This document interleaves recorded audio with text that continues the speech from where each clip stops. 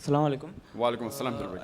I read hadiths in Sahih Bukhari where it says about snaps like the most heavily punished people will be photograph makers. So in this where currently where we stay, it's not possible to avoid photographs completely because you require photographs for everything. So how do we act on these hadiths as well as be Sharia compliant? That's the question that there's hadith in Sahih Bukhari that the people who will be punished maximum are the photograph makers.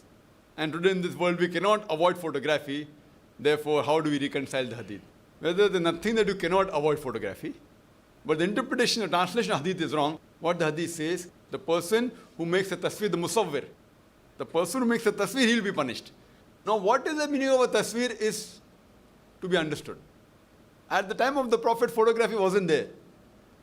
So there's a difference of opinion between the scholars whether the prohibition is on photography or other thing. There's one group of scholars, for example, who say that photography and videography both are haram. For example, Sheikh Nasruddin al-Albani, he was a great scholar of the last century of hadith and a muhaddis. He says that still photography and videography both are haram, according to his understanding. The fatwa of Sheikh bin Baz, he says that still photography is haram and videography is permitted. Sheikh Utaymi, his fatwa is that as long as it doesn't go outside the fold of Islam, within the purview of the Islamic Sharia, still photography and videography both are allowed. Now all these three great scholars, they're great scholars, and they're the authentic scholars, alhamdulillah, and we respect all.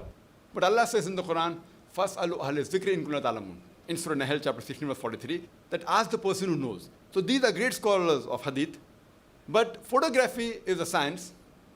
And what they say, that since the Prophet said, tasveer is there, and today in Arabic, for photography also the word tasveer is used.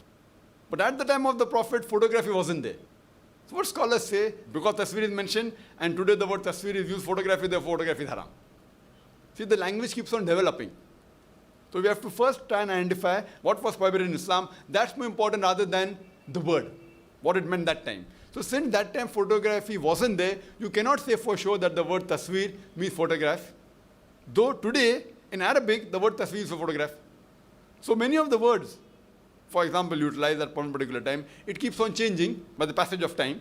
Those scholars who say that photography is permitted, what they say, that what the Prophet prohibited is the hand painting. I'm not talking about those scholars who have gone way away from Quran Hadith. They say that sculpture is allowed and everything. I'm talking about the authentic scholars. There's a difference of opinion among the authentic scholars. What they say, that what the Prophet prohibited, what is done by hand. And the Hadith says that a person who makes a tasweer, makes a painting, Allah will ask him on the day of judgment that put life into it. But naturally they can't. So making a picture, a painting of these living creatures like animals and human beings is prohibited. What happens in photography is nothing but a reflection which is preserved on paper. Prophet Muhammad sallallahu alaihi wasallam, he never prevented the Sahabas to look in a reflection in the water while combing their hair. He never prohibited them to look in a mirror. So looking in a mirror where reflection is there is not prohibited. In photography, the reflection is preserved.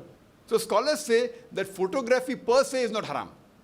But if you use photography for wrong things, like idol worship is haram. Using photography for obscenity, for pornography is haram. Using photography making a big blow up of person, like Amitabh Bachchan, Gavaskar putting in a drawing room, that leads to idol worship is haram. So photography per se is not haram, but using photograph for wrong purpose is haram. So there are scholars, like Sheikh bin Baz, who say that still photography is haram and videography is prohibited. Now since we are in the field of media, I'm aware that videography, the shooting, is nothing but still photography moving at a speed of 25 frames per second or 24 frames per second. So when you move a still photograph at the speed of 24, 25 frames per second, it becomes motion. So to say that still is haram and moving is permitted, if someone can say that moving is prohibited and still is permitted, it makes sense. If someone says that beer is permitted and whiskey is prohibited, but if someone says whiskey is prohibited and beer is permitted, because whiskey has got more content of alcohol as compared to beer, so if you prohibit beer, but naturally whiskey becomes prohibited. So with this logic, what I say, to permit one thing which is lesser as compared to the thing which is much more higher. So still photography and videography is a higher version, advanced version of still photography. So therefore what I say, that these were great scholars, But because of their knowledge of science, they may not have referred to a person who's a scientist. I believe more with the fatwa of Sheikh Utaimi, who says that still photography per se is not haram. And he says that on certain occasions, which is permitted in Islam, it's allowed. Otherwise, normally making blow-ups is haram, or keeping big blow-up size photograph of great personalities that leads to idol worship is haram. So I agree more with scholars like Sheikh Utaimi. So therefore, photography per se is not haram, but using photography for haram purposes is haram. Hope that answers the question, brother.